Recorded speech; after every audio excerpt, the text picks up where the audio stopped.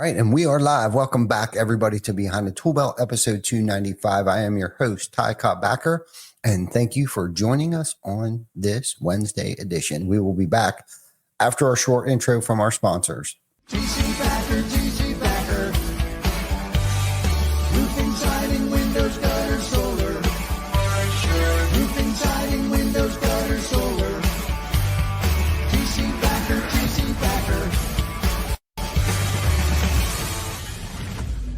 Welcome to Behind the Tool Belt, where the stories are bold, the conversations are real, and the insights come to you live, raw, and uncut.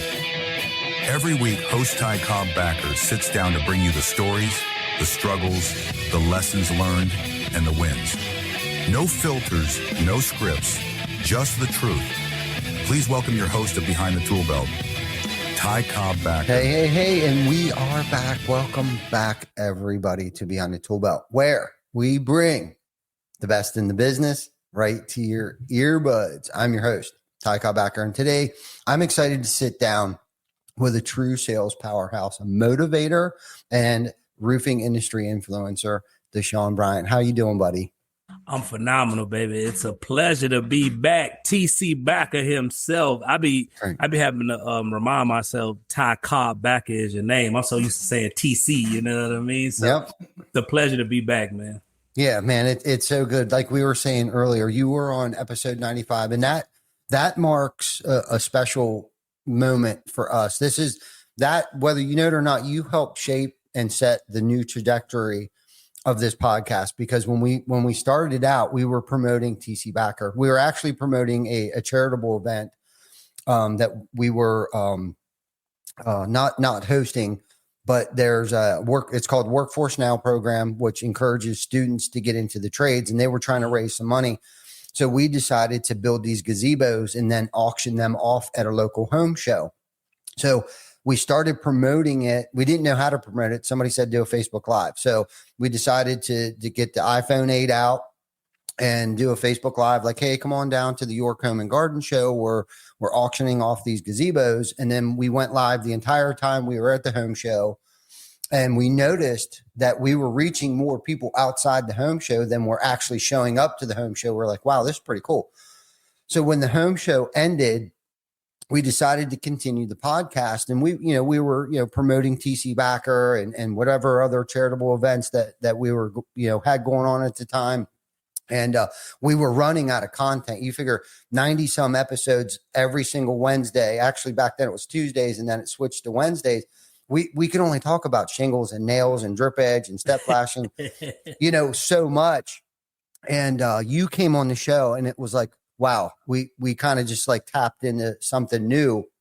And so thank you for that. And then ironically enough, 200 episodes to date later, here you are again, back on, Behind the Tool Belt, 200, episode 295, like years later. But now we have stayed in touch. You have came on our little 10, 15 minute clips that we do at the conventions and stuff like that. And obviously we've stayed in touch. We've ran into each other and we follow you.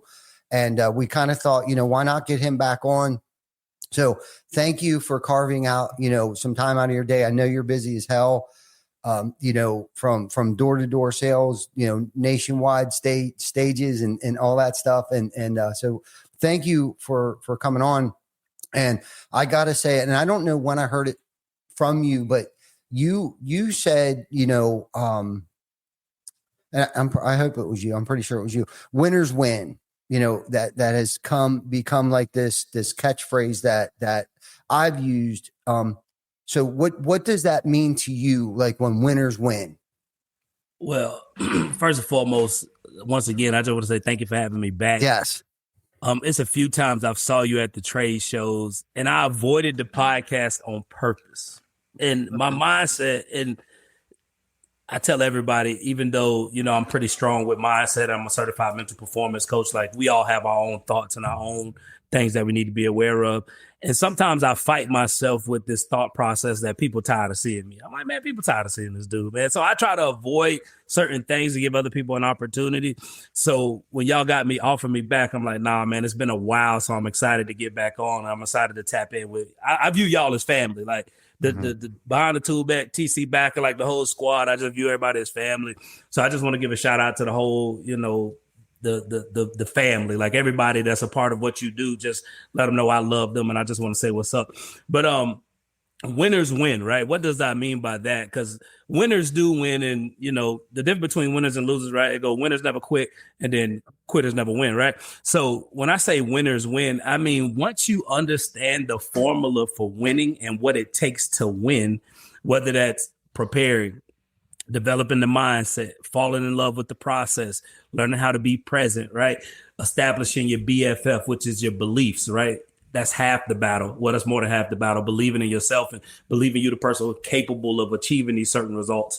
The F is your focus, right? What is focus? Being hyper aware in the present moment, not being too caught up on the future, not being too caught up on the past. And then the F is freedom. And what does freedom mean? The ability to take big risks without, holding nothing back. So when you establish your BFF and you understand what it requires to win, it's easy to win at a consistent level, because this is the thing about it. Most people want to win, but most people don't want to put in the time that it takes to prepare to win, right?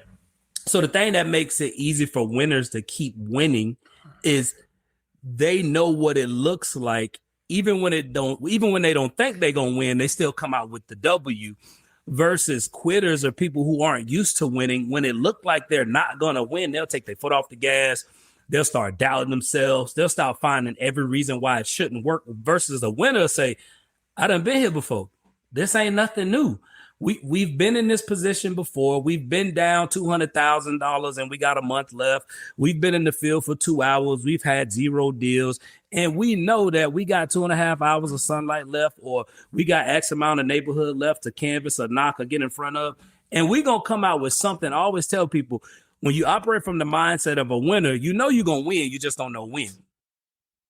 So you're going to win. You just don't know when. And when you got that winner's mentality, you show up every day knowing that, hey, the W's going to come. We just don't know when they going to come. And then also another thing that I've noticed that winners do consistently is they define their wins. And the wins isn't always in the results. Most people only put their wins in the results. So when you learn how to redefine your wins, and then when you understand that you're going to win, you just don't know when. It's about just falling in love with the process. It's about being present, and it's about enjoying every interaction, every moment that you get on a day-to-day basis. And then winners just going to come out on top, baby. That's what they do. I love that. I love that. I love that. So when did you start using that mentality? Like, when did that occur to you? I probably developed the mindset of like stepping into that winner's mentality probably like my second year into the industry, because my first few years I was just pure charisma. I was very result driven. I would go out there. If I had a good week, I was on 10. If I had a bad week, I'm down in the dumps. And about 2 years into the game, I started developing a different mentality. And that came from investing. That came from studying. That came from reading. That came from getting around other winners. I stopped relying on just my thought process, my mindset, my intelligence, and I started tapping into other people's intelligence. And then osmosis is real, right? So you the sum of the 5 people that you spend time with, whether you believe it or not. If you hang around 5 broke people, you'll become the 6th. If you hang around 5 winners, you'll become the 6th one as well. So then I made it my responsibility to control I call it your circle of success, right? Who do you decide to allow into your world that feed you information consistently? So I started getting around other top performers, and whether that's Eric Thomas, the Myron Goldens, the Grant Cardones, just all of those guys. Even though they didn't sell what I sold, that energy, that thought process, that mindset, once it starts to become a part of you, I always tell people, if it ain't in you, it can't come from you. So once I started putting it in me, it started coming out of me. And then that's when I started developing that winner's mentality. So everywhere I go, man, I think I'm going to win. I always tell my kids, I got a 10-year-old and an 8-year-old. And if you ever meet them, you can ask them, what's your last name? And they'll say Bryant. And you ask them what it stands for, and they'll tell you greatness. Everywhere I go train, I say the way I'm trying to die Kobe Bryant, then I'm trying to die Dashaun Bryant, right? Because it ain't no other Bryants. It ain't no other Bryants. It's only Kobe.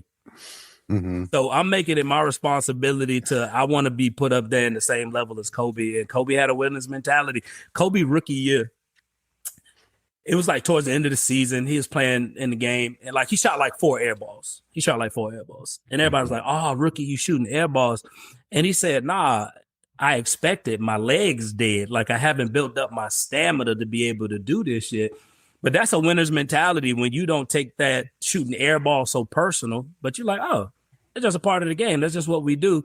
And then you grow from there. So I would say once I started changing my environments and the people that I learned from, I changed my mentality. Yeah, I love that. I use that analogy too sometimes. Like when I was growing up as a kid, and we talked about this a little bit before we got live here. I always hung out with older people on the street corner, so I wanted to show out for them. I looked like them, I dressed like them, I talked, I spoke like them, and then obviously that took me down one path. But then when I got older, and I realized that I had to change pretty much people, places, things.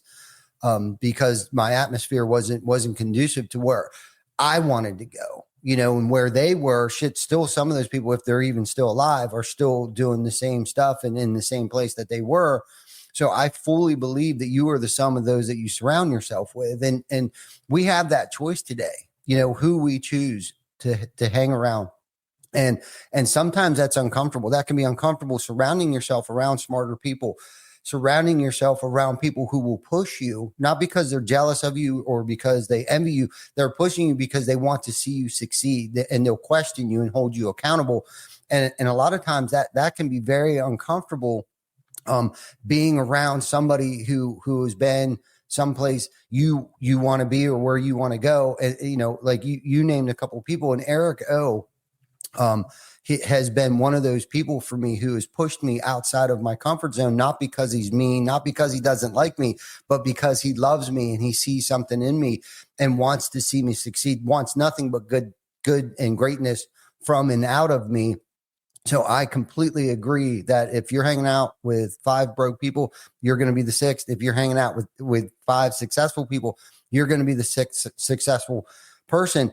And I try to be that inspiration. I try to empower people and help them and coach them along for just to see them succeed, not because I want anything out of them or from them, but just to watch them grow and succeed makes me happy, more than I can even imagine. And it's come back tenfold.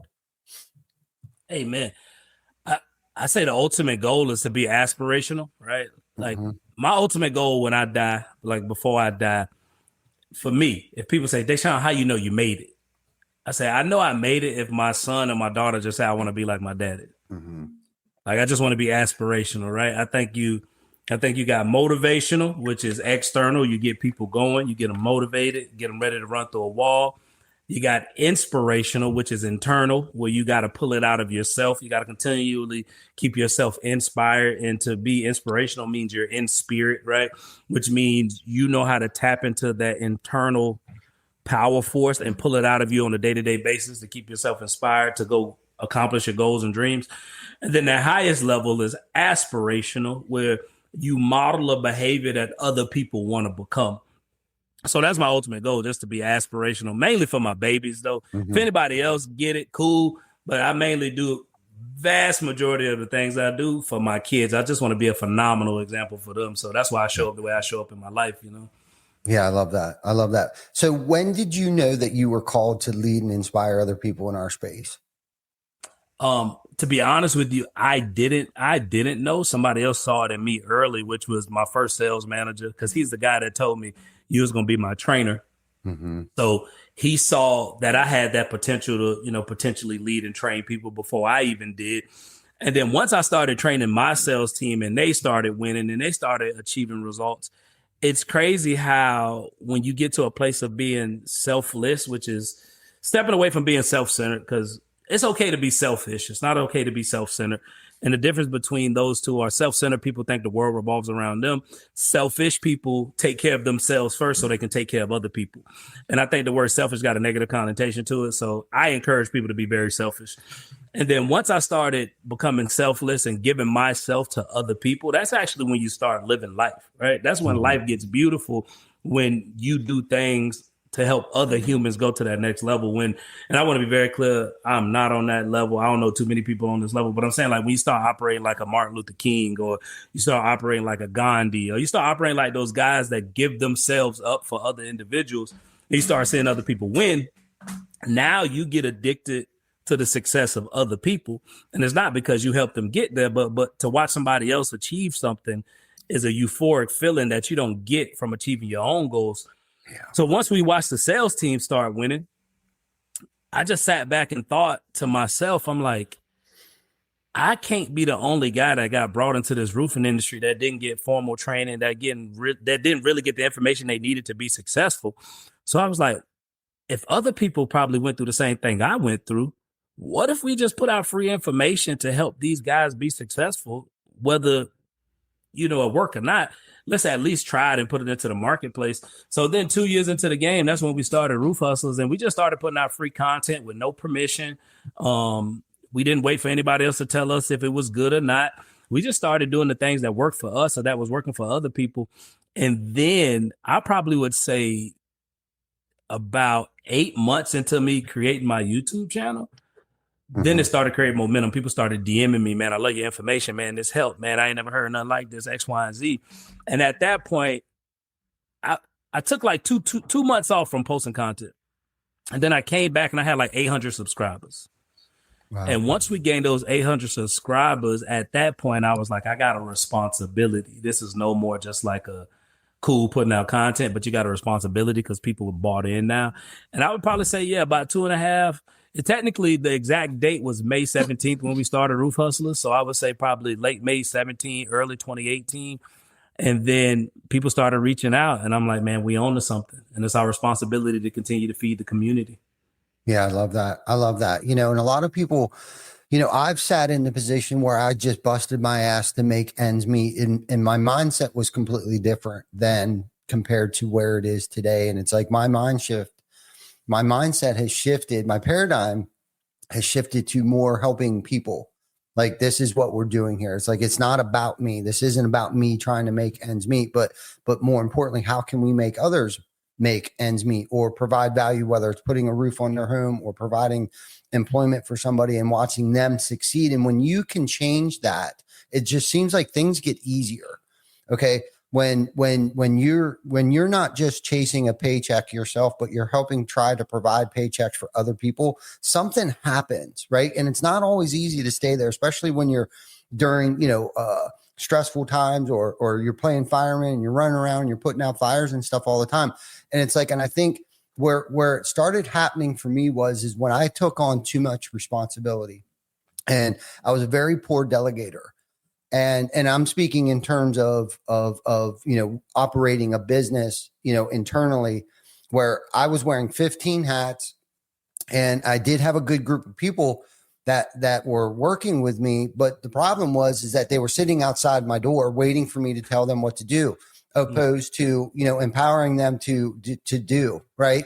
And allowing them to make mistakes. And when I had that paradigm shift of like empowering people to make decisions and inspiring them to do great things within the organization and having my dream big enough for their dreams to fit in. And then as years go on, I'm like, okay, screw that. Like, dreams are one thing, but how about their legacy? How is my legacy going to be big enough for their legacies to fit in? Right. And in the atmosphere that we're in, it's kind of hard to do that sometimes, especially in sales, because egos are so big and everybody thinks they can do a better, quicker, faster, better job. But if you can create an atmosphere and you pay people good money where they're happy, and not just happy, but and content, but they're inspired because of what we're doing here. The goal is much bigger than just a paycheck. The paycheck's just a tip at the end of the week because we're providing services for people, and we get to do this, right? And we get paid to inspire people. We get paid to improve the quality of people's lives. We put roofs over their head. We protect their biggest investments. And when you can have that mindset throughout an entire organization, right? Because it starts here first. And if your team can replicate exactly what we're coaching them, and then that radiates out onto homeowners. Homeowners want to be a part of that stuff too. When your people are bought in, right? And because they're so inspired, and then they go out and inspire people, right? That's where that true ripple effect and that legacy starts to be created. And it spreads like wildfire, that positive energy. Well, I just think you always got to live for something bigger than yourself. And Isn't in that general, true? it like keeps your cup full, it keeps you energized, and life gives you who you are, right? So when you show up for other people and you put other people first and you make sure other people can eat and you make sure other people can thrive, you make sure they stepping into that best version of you, of them, and they chasing it consistently. Naturally, the way the universe is wired, like you're gonna get that in return in some form or fashion. And I'm a big energy guy, I'm a big principle guy. I don't believe in using my feelings to like operate throughout my day. It's based off the principles that I've got set in place. And one of my principles is we always take the high road. I don't believe in matching energy. I know people who say that, well, whatever energy they bring to me, I give it to them back. No, I always give better energy, right? I believe in I believe in doing more than what you get paid to do. I believe in tipping off principle, not service. So I tip 30% minimum when I go out to eat. And if the service is fire, I give you 35, 40%. So when you operate out of those principles, by default, you're going to get it in return tenfold. We was just in Vegas for my birthday, and it's just how funny this stuff works.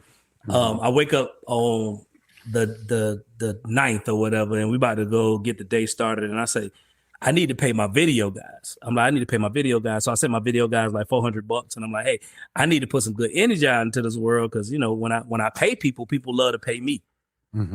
That same day I paid my camera people $400. I went to the casino, I won $4,000 that night. And it's like it's just that fast sometimes, and you can't look for it; it just comes, right? So the principles are what govern my behavior, and I'm a firm believer. Once people get principles in their life over feelings, like the game change. Yeah, for sure. For sure. No, I agree. I also agree with you too, on the selfish part of things, being selfless, and, the difference between selfless and or selfish and self-centered. We have to take care of ourselves first and foremost. It starts here, whether we're educating ourselves, getting good rest, exercising, eating right, because it's like that analogy. If we're on an airplane and we're crashing, we got to put our oxygen mask on first, because if we don't, we won't be able to help the person sitting next to us or anybody else. And if we're not taking care of ourselves, now we're just playing the martyr. I'm 300 pounds because if I didn't have to take care of you all the time, you know what I mean? You're just playing the martyr at that point in time. And it's like, but we do have to take care of ourselves. And the most selfish thing you could do is not take care of yourself to be here for a long time for your kids and your family. 1,000%. 1,000%. And you got to overcome the guilt of doing what's best for you before you do what's best for others. And parents, especially parents, they fight that all the time. And I tell them, I'm like, I'm the most important person in my life. People like, it ain't your kids. I'm like, no, because if I don't take care of me at a high level, I can't take care of them babies at a high level. So I love my kids, but they come second behind me. But since I'm putting me first, they always get the best out of life. I love that. I love that. So speaking on energy, how do you protect your energy and what fuels you? Oh, so I'm a very simple guy, right? So I'm gonna tell you what fuels me, because I'm a big believer in God. I have no religion, but I believe in God at a very high level. So the thing that fuels me is so I got a mantra that says, I am happy, healthy, wealthy, focused, and dangerous. I'm a pro. Every day I'm taking steps to move my family forward, right? Changing lives everywhere I go, making connections to get keys to open new doors, right? I inspire, I empower, I make impact. We see the best in people, we help them get to it. We don't run from challenges, we embrace them. I am love. Everywhere I go, I spread love, and I show up. And when I show up big, right? So that's just my daily mantra when I wake up and get every day started. And I always tell cats, the day you learn how to wake yourself up, let me know so I can do it consistently. Nobody know how to wake themselves up. God just wake you up every single day, right? Every single day. Think about it. Sometimes you wake up 3 a.m, 4 a.m, 5 a.m. Sometimes you wake up and you be like, man, I ain't even want to wake up yet. But you woke up. So just the ability to wake up every single day alone just gets me geeked up, because tomorrow ain't promised. And people say that, but they don't believe it. They don't live it. So the fact that I woke up today and I got another opportunity to beat life ass, excuse my language, but the fact that I woke up and I got that opportunity, I'm geeked up. Like I'm geeked, right? Not to mention, I woke up in America. I could have been born in like Africa. I could have been born in like anywhere, but I was born in America by the graces of God.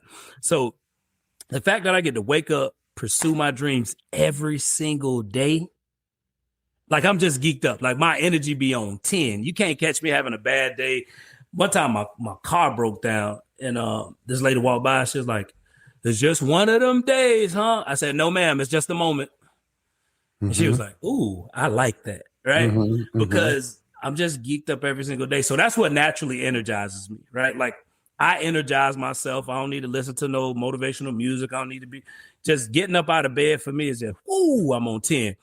And then how do I protect my energy is I'm very selective with the people that I allow to be close to me, like on a regular day basis. So I don't hang around negative people. I don't hang around pessimistic people unless you're a positive pessimistic person. And people say, "What do you mean by a positive pessimistic person?"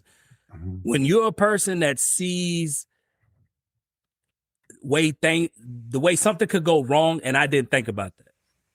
That's a positive pessimistic person where it's like, "Hey, that's a good idea, but what if this happened?" Thank you. I didn't think about that. Versus you continuously telling me how things gonna go wrong, I keep you away from me. Right. So I'm just really big on protecting my peace. Some people call them energy vampires. Yeah. People that drain you. So like, even if you call my phone and the first few words out of your mouth is just telling me about how something going wrong and X, Y, and Z, I'll start the conversation over. "Oh, excuse me. Oh, whoa. First and foremost, let's restart this thing. How you doing today? Ask me how I'm doing." Right? So let's just get the energy right before we even start this conversation, because you're already coming in on some negative stuff. So I try to do my best to protect my energy. And then most importantly, I just have high levels of gratitude of the most simplest things. And every day you wake up is a blessing. I got a homie that died in February, man, 33 years old. I'm pretty sure he thought he was going to make it to 34, right? So the fact that you got another day on this earth is the only thing that get me energized, man. And everything else that come after that, that's a plus. Yeah. No, good stuff, man. I love that. I agree with you so much. And it's like, I know I've gotten caught up in some negative shit.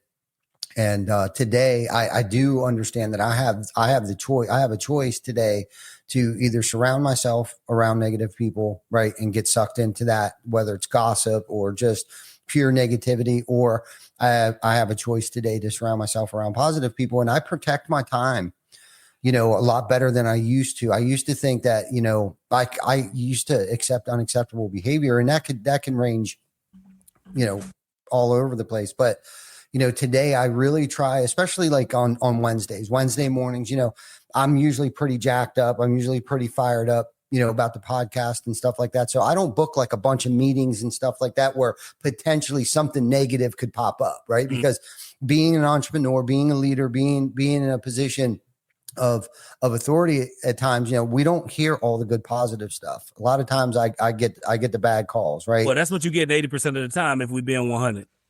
Yes, for real. So in the position we in is people calling to complain, people calling how something ain't working, people calling how somebody didn't do something right. It's rare you get people that just call to celebrate with you. Yeah, exactly. So I try to protect my time, and today I get to put a buffer in between. I have an assistant, who handles some calls for me that takes care of emails and stuff like that, because, my time is more precious than it ever has been. It's always been precious, but it seems like the older I get, the more I want to protect my time and choose wiser on those that I allow into my space, just because I don't want negativity. I don't want drama in my life today. I'm not saying that I can't deal with adversity and things like that, obviously, or else I wouldn't be standing here today.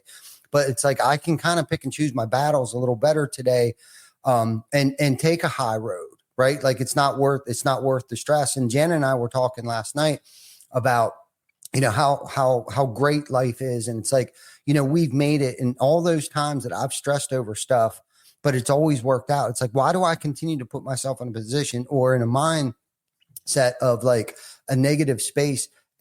It's going to work out. It has always worked out. Like we've been blessed beyond belief. And it's like, here we are, just like, take a look around. Like, we got a roof over our head. There's food in the refrigerator, even just those little things, right? It doesn't have to be some grandiose, brand new vehicle out in the park. Like, it's the little things. It's the micro things that if you can really stop for a minute, take a look around and find that gratitude instead of being so ungrateful all the time. And I think that's what it comes down to. That's why people are so negative, because they can't see the light at the end of the tunnel. They can't see what's actually in front of them, of like, like, you can walk, right? You're not in a wheelchair. Yeah, I can walk. Can you run? Yeah, I can run. Are you standing vertical? Did you wake up this morning? And it's like, just getting yourself in little small habits of like thanking God for just waking up in the morning. Like you were talking about, it's like my morning routine. Like I've trained myself to thank God. I'm not a religious guy. Okay. I think I've been to church 3, 4, maybe 5 times in my whole life, but I do believe, in God, and you can cut that up in many metaphors, like good orderly direction, a group of drunks, a gift of desperation, however you want to split that up. I believe that there is a power out there greater than myself, and he's given me the opportunity today to, he's given me that second chance. And what am I going to do with this second chance? Am I going to live in misery and negativity and create drama and participate in gossip? Or am I going to spread light? Am I going to spread the joy? Am I going to bring the energy? I even went as far to the extreme. I read a book, John Gordon. It's called The Energy Bus. The Energy Bus. That's man. I love that. Right. So I'm not real big on titles and stuff like that, but in my email signature, I am the CEO, and it says below it, Chief Energy Officer. It is my job today to bring the heat, to bring the energy, right? And not in a negative light, bring the heat, but I'm talking about like inspiring people and letting them know how enthusiastic I am about what it is that we're going to do today and what it is that we're doing every day here. 1000%. And people ask me how, like, I go train companies, and they're like, man, you always like on 10 like this, like everywhere you go, you just always like this. I say the difference between me and y'all is I'm an energizer. You need people like me. Mm-hmm. Like, I get your energy up. I don't have no source that I go to every day that gets me geeked up and then I go step into my day. Mm-hmm. I'm the guy that people come to for energy. So I always got to protect mine at the highest levels. That way it's always where I need it to be for the other people in my life. So I know I'm an energizer. So everywhere I go, I'm just, boom, spitting out little spurts of energy everywhere I go, because I need to leave environments better than how I found them. Mm-hmm. And that starts with the intentions that you bring into the environments that you are. So I'll be at the airport, and I'm just like, I just want to sprinkle good energy everywhere I go. Just leave people feeling amazing. Yeah, no, I love that. I'm going to change gears here a little bit. What advice would you give someone who is winning but doesn't feel fulfilled? Oh, that's a really good one. What advice would you give somebody who is winning but they don't feel fulfilled? Yeah. So typically I would say if you winning but you don't feel fulfilled, it's because this is my opinion anyways. Mm-hmm. I think you're very superficial, which means you chasing all of the desires of the world, possessions, accolades, validation. Like you chasing these external things that are out of your control, and then people never gonna give them to you. And you gonna get them, like you gonna get them, and you still not gonna feel that feeling of being fulfilled. And kind of to do a callback, I think you're gonna find that fulfillment the day you find something bigger than you that you're working towards every single day. I think that's where the purpose comes from, right? That's where fulfillment comes from, when you're working on something that's bigger than you. Because, humans, my personal opinion, and based off the stuff I've studied, it's our responsibility to serve each other. Like, we all got to be connected in some form of fashion. Mm-hmm. So, yeah, you might be winning, but how do you get that fulfillment? Go help somebody else win. Go serve at a soup kitchen. Go give back in some form of fashion to the community, to the locals, to, family, friends, whatever it may be. Like last year, I did a bunch of speaking engagements. I did a bunch of trainings. And people say, what was your favorite training of the year? My favorite training of the year last year, I had the opportunity to go speak back to my the high school I played football at. and I got to go back and, tap into the youth and just give them some mindset training, some thought process. And that filled my cup more than any check anybody could have wrote for me. Mm-hmm. And what made it even more special, my kids got to come see me do it. So my daughter and my son came with me. And that right there just gave me so much fulfillment. So I think if you winning, but you're not fulfilled, you chasing these external things, you chasing trophies, you chasing checks, you chasing validation, you chasing possessions, you chasing validation, and they gonna give it to you. And even when you get it, it's still not going to be enough to fulfill you, because that fulfillment, like I said, it comes from serving other people, to watching somebody go from zero to this, watching somebody else that was struggling get into a better position, right? So I think you got to figure out a way to give more of yourself to more people or more things. And I think that's where fulfillment comes from, because the reason why I love doing roof hustlers, because people ask me all the time, you making YouTube money? I say, no, I don't monetize it, right? Like I'm not Dimitri, like I'm not Lee. I don't care about views. That's not what I'm chasing. What I'm chasing is putting out quality information that every time somebody go look at my YouTube, they can come back away with something practical and go get new results. And then shoot me a DM and say, hey, bro, I tried that new thing that you just put out and I just closed the deal. That's the fulfillment for me. It ain't the numbers. I don't care about the numbers. That's why that's why my content is very consistent. It's educational.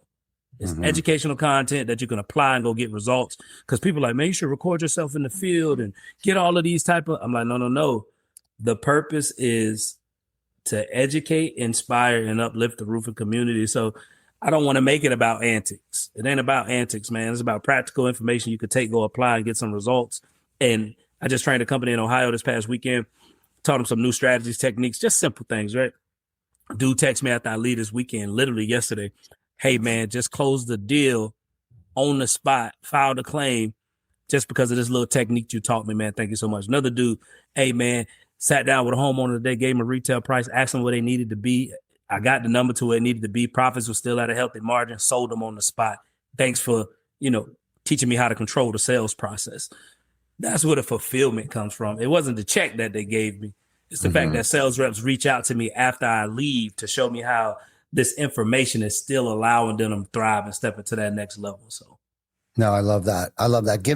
Giving yourself to others is definitely a great way, and giving back, is a great way, because you can give money, you can give, monetary things and possessions and stuff like that to people. But I don't think you get true fulfillment until you actually give your time, to somebody else, especially when you feel like you don't have time.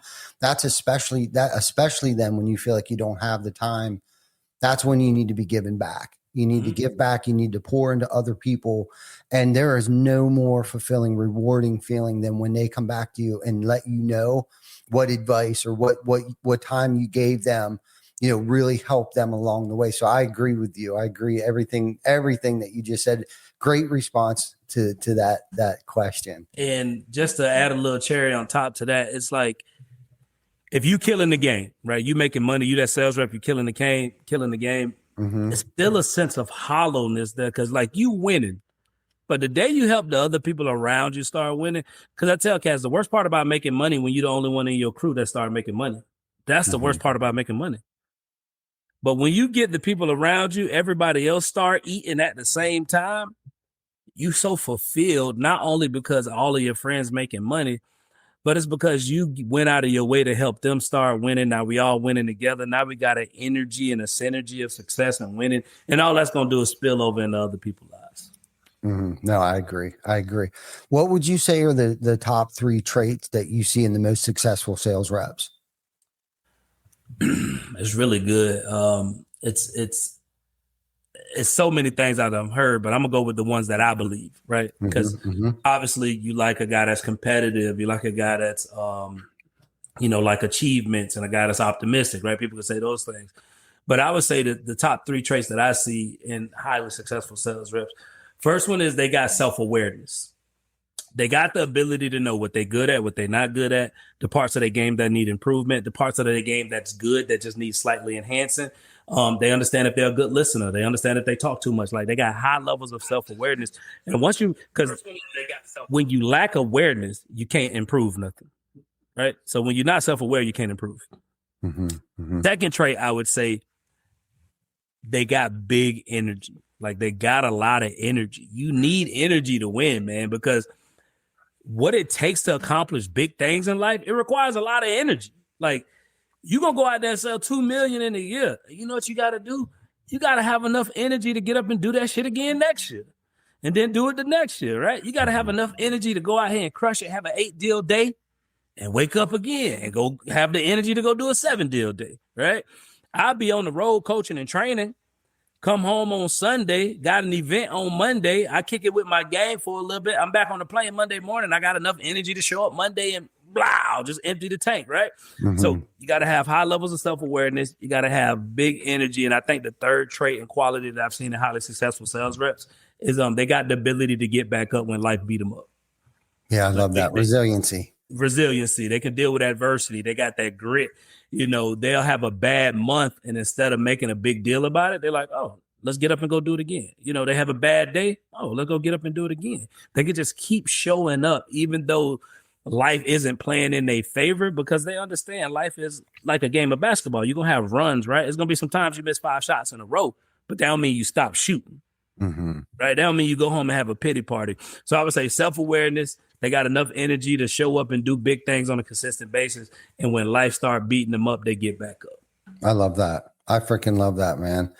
No, I agree. Resiliency is big. Self-awareness, self-development, and not, and like we talked about earlier too, not being selfish and self-centered, wanting to serve, and everything that you talked about. Because I hear a lot of people say outwork everybody.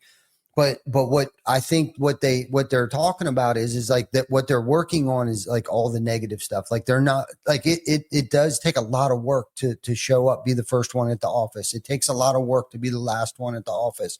It takes a lot of work to hit 100 doors a day. Like that's what that means to outwork anybody and bounce back. You know, when you knock on 100 doors and you don't get any inspections. Like those are tough days, and to be able to bounce back from something like that, consistently bounce back and not let it get to you, not let it wear you down, you know, and always show up and not go home and take it out on your family, right? Like that takes a lot of work, you know, to kind of shake it off. You know, you're going to strike out. There's going to be a lot of strikeouts. You're going to miss field goals, right? But it's the things I think it's the reps that you put in consistently. And you just keep coming back and suiting up and showing up and putting in the work. Good things over time are going to happen. And there's a lot of guys too that don't understand, especially when it comes to knocking doors. It's like once you've knocked doors for so long, like you won't have to continue to knock as many doors because you've created raving fans, you've created referrals, you've created repeat clients and stuff like that. So like if you can put in like the first 2 to 4 years of like knocking doors, like you I'm not saying you won't have to go back to knocking them every now and then, but don't ever forget where you came from, because there will be moments where you might have to go out and knock some doors. But once you put in all that Upwork front, you're not going to have to knock doors for the rest of your life. Well, I'm glad you just said it, because you said 2 to 4 years. Right. You ain't say 6 to 8 months. No. You ain't say 1 year.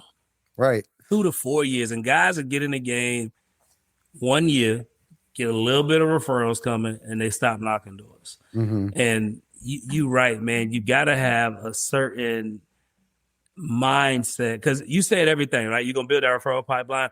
But another reason why you won't have to knock as many doors is your skill set going to increase. You're not going to need as many conversations. You're going to talk to 10 people and get 3 versus it used to be you have to talk to 10 to get 1. And you increase your skill set, you build your mental fortitude, you develop your mental toughness, you develop your ability to deal with high levels of adversity. And that's why my analogy, right? African lions versus zoo lions, right? And what people fail to realize is the thing that makes African lions so deadly is they wake up every day and they hunt, whether they get a kill or not. Lions don't go 2 days without a kill, and they say, man, the hell with hunting, bro. I'm about to go to the zoo. Like I'm about to go to the zoo where they feed you every day. Lions don't say that. They say, well, we got to get up again tomorrow and go chase it again. And the part that lions develop, obviously, I don't know how a lion think, but I'm just talking about from a perspective is that's why if you notice the African lion, they're more stout. They got more muscles. They're more fierce looking. And yeah, we're afraid of a zoo lion because we know it's a lion, right? It's a lion. Mm-hmm. But you can see their ribs. They look skinny. They don't look healthy. Why? Because they wake up every day and they don't go chase nothing. Mm-hmm. And that's how I tell sales reps, the purpose of going out there and going on the doors every day or prospecting, let's just say prospecting, right? Every single day is because it builds up all of the intangibles. It's things you can't see that gets developed when you go out there and hunt every single day. And if you don't do that, you typically won't last long in this industry. Mm-hmm. Isn't that the truth? You got to kill what you eat, man. Amen. Or if you want to eat, you got to go out and kill. Gotta go kill some. Yeah, that's right. That's right. Yep, for sure. Yeah. It's not, I get it. This lifestyle isn't for everybody. And that's okay. There's a place in this world for you. But like you said, this overnight success happens in about, 10 years. At least from my standpoint of view, or maybe I'm just a late adopter or some shit. I agree with you. It takes time. And like you said, a lot of people want to come into this industry and they think in a couple of months they had one good storm, and they made it and they've arrived and they got the big jacked up trucks and the big 80-inch TVs. Save your money, man. Save your money. But you got to get back after it. All right. So before we run out of time here, because this is such a great conversation, man. It is, man. I enjoy it. It. Yeah. I got some personal questions for you. What is one book that you read that has changed your life? It's so many, but if I had to point out the one book that changed my life, there's this book called Awareness by Anthony D. Mello. And Anthony D. Mello was known as a mystic, and a mystic is kind of like people that reach the highest level of consciousness, kind of like Buddha, Jesus, people like that. And this was the last speech he gave before he died, and they transcribed it into a book. And me and my kids and mom, we separated 5 years ago now, which is crazy. I remember when I used to only say a year, but it's done been like 5 years now. And that book is what helped me get through my separation. And I read it every year, at least once a year, twice a year. And it's just the epitome of what it is to be awareness, right? Because that's the number one trait you need to develop as a human, as a sales rep, as anything, just awareness. And as you become more aware in life, it's bittersweet because you don't date the same once you become aware, right? You don't even befriend people the same once you become aware of things. But then on the flip side, it's life is more beautiful because they say the life not worth living is the sleep life, going through life sleep is not worth living. So raising your level of awareness, but it's called Awareness by Anthony D. Mello. It will blow your mind. Right on. I'll have to check it out. I have not read that yet. Mine was Start With Why, Simon Sinek. I think it's actually up for its 15th anniversary. It's been around 15 years, but basically it covers everything that we've talked about, giving back, making other people feel important, feel special, empowering them to make decisions and encouraging them to win. Great book for me. But I'll have to, yeah, man, he's good stuff. Good author. That and The Infinite Game, both of them by Simon Sinek, just fire. Yep. Nope. I agree, man. Leaders Eat Last, all that stuff. I think he had 65 million views on his TED Talk back in the day. He was number 2. But anyhow, if you weren't in sales, what do you think? What would you do? If I wasn't in sales, man, I'd probably be rapping, dog. I probably would be full blown into the music thing. Love making music. Me and my homies them just put out a new album August 1st because our homie died and he inspired us to get back in the booth, which that's another reason. That's how powerful it is when you live life for other people, when you do things for other people. We make music together as a team for 12 years and we still good friends. We just never came together and put a body to music together. As soon as our homie passed away, we put a whole album together in 4 months because it was bigger than us. We was doing it for somebody else. But I probably would be making music, man. Music was my first love. I've loved making music since I've been 8 years old. Elementary school, we was in the library center, and my library teacher used to let me get up in front of class and read my raps in front of my classroom.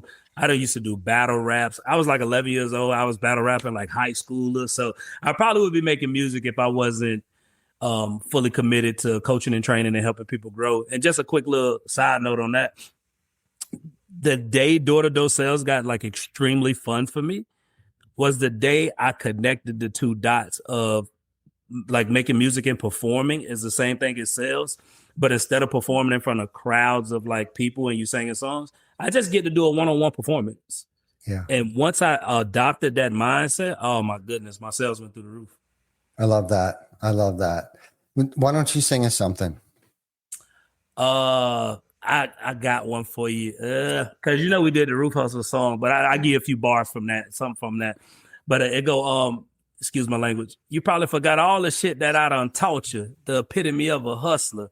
And you're looking at the altar. I'm considered one of the best, but I don't really like the boast. I'm on them planes every week, catching flights from coast to coast. Started off on them doors, but now I'm doing keynotes. Started off as a O, but now I'm more like a kilo. When I first started this shit, man, they was looking at me crazy. Now I'm all across the country. Mama, like, look at my baby. Couple ups and downs, but man, that's part of the journey. If my name ain't in that shit, then it really don't concern me. Couple, I go Chuck T's on and a couple gold chains. Hustlers, hustlers, hustlers. Bitch, you know the saying. Dude, that gave me goosebumps. That was so good. Good. Cool. One more question for you, man, before we get off here. What has been the best advice that you were ever given? Oh, man, that's a really good question. The best advice that I was ever given. Yeah. I've been given so much great advice, so much great perspective. But this I'm gonna give like a 1 and a 1.2. Yep. The best advice I was ever given was by this dude named Mr. D. He was a teacher friend of my kids' mom. And it was a gay dude, awesome guy, but he was like gay back in the days when it wasn't cool to be gay. So he had to hide it. So he just was an easy dude to get along with because he wasn't flamboyant and all those things. And he sat down with me, and the best piece of advice he ever gave me, he said, Dashaun, the thing that made my relationship so like fruitful is when I was young, somebody told me, do you want to be happy or do you want to be right? It's like, if you always rather be happy, give up being right. Because being right doesn't usually lead to you being happy. So I've always took that piece of advice, and anything that I do, like even with me and my kids, the mom, I ask myself, I'm like, am I fighting to be right? And if I'm fighting to be right, I probably need to give it up. Mm-hmm. And then the 1.2, it would be probably from the good homie Adam Bensman. He done turned into a brother to me. And I got into some legal issues a few years ago, had to do a little bit of time in jail, nothing crazy. Had to do like 60 days, and we powered through it. But he sat down with me, and the piece of advice that he gave me, he said, Dashaun, I want to let you know, your decisions don't just affect you. It's like, I know you used to just like taking care of you and moving, because I've always been like that in my life. Like, I didn't really care about what other people thought. I just do what I wanted to do. Mm-hmm. And he taught me that every decision you make affect at least 3 to 5 people around you. So before you make decisions, think about the 3 to 5 people that's going to be affected by that decision. So that piece of advice since that day has made me like, I pause on a lot of decisions that I make now. Instead of just saying yes now, I take a step back and I'll be like, okay, this is going to affect my kid's mom. This is going to affect my kids. This might affect my assistant. This could affect my business partner. Okay, let's think about how they're going to be affected by this decision. Okay, maybe we need to put off this decision, go talk to everybody, then come back and say yes. So I would probably say them little 2 pieces of advice changed my life, man. No, that's good. That's good. And that's how you live with peace too. The first thing that you said, do you want to be right or do you want to be loved? Right. And I've used that analogy. And do I want to love? Right. And do I want to be loved? How important is it that I need to be right?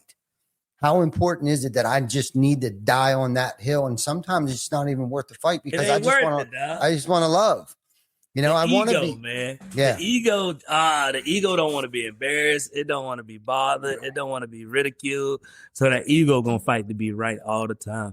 Yeah. Yeah. And the decision making, man, I had to work on that too, man. A lot of times especially when I was a kid, I didn't even think about consequences. I just did things, I sure as hell didn't understand that my actions affected everybody, especially those around me. And it seemed like I always hurt most the ones that loved me.